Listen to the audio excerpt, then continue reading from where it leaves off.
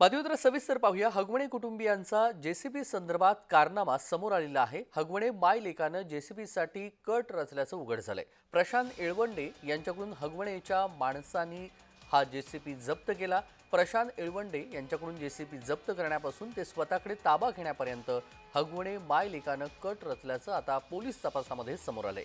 थकीत कर्ज असलेला जेसीबी आम्ही येळवंडे यांच्याकडून जप्त केलेला नाही असा खुलासा आधी इंडसइंड बँकेनं केला। तर आता जप्त केलेला जेसीबी ज्या गोडाऊनमध्ये ठेवला जातो त्या रणजित आणि भूषण खांडे भराड यांनीही हगवणेंची पोलखोल केली आहे।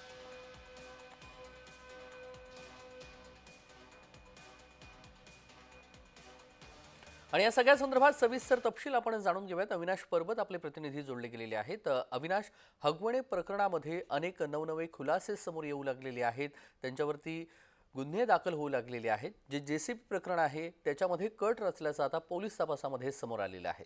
सविस्तर नक्कीच हगवणे कुटुंबियाचे नवनवीन कारनामे जे आहेत ते आता समोर येऊ लागलेले आहेत. खरं तर पहिल्यांदा रेवंडे यांच्याकडून हा जेसीबी विकण्यात आला. त्यांच्याकडून 5 लाख रुपये घेण्यात आले आणि त्यांना सांगण्यात आले की जेसीबीवर काही कर्ज आहे ते तुम्ही प्रत्येक महिन्याला 50,000 रुपये असेल किंवा जे पण काही रक्कम असे ठरवण्यात आले होते, जे प्रतिमाहा हे येळवंडे जे आहेत ते हगवणे कुटुंबियांना देणार होते. 5 लाख रुपये घेऊन 50,000 रुपये प्रतिमाहा हे येळवंडे यांनी हगवणे यांना दिले पण होते, परंतु हगवणे यांनी ते बँकेत न भरता परस्पर वापरले आणि त्यानंतर बँकेने या जेसीबीवर जप्ती आणली असं देखावा केला आणि आपले स्वतःचीच माणसं त्यांच्याकडे पाठवून जेसीबी जप्त करण्यात आलेला आहे असं आता तरी समोर येत आहे. कारण की ज्या बँकेकडून हे कर्ज घेण्यात आलं होतं इंडसइंड बँक, ते त्यांनी देखील आम्ही जेसीबी जप्ती आणलेली नाही असं सांगितलं आहे. त्याचबरोबर ज्या ठिकाणी बँक जेसीबी ठेवणार होतं त्या गोडाऊन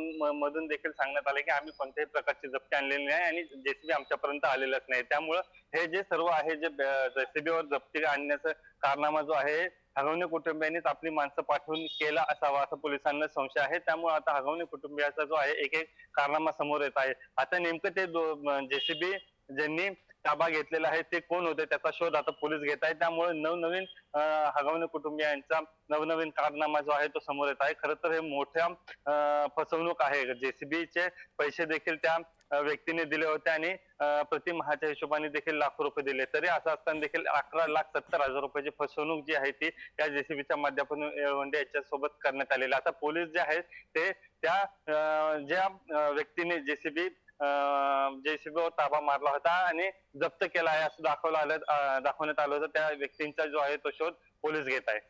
अगदी धन्यवाद अविनाश, आपण दिलेल्या सविस्तर माहितीसाठी। बातमी संदर्भातले अपडेट जाणून घेऊ।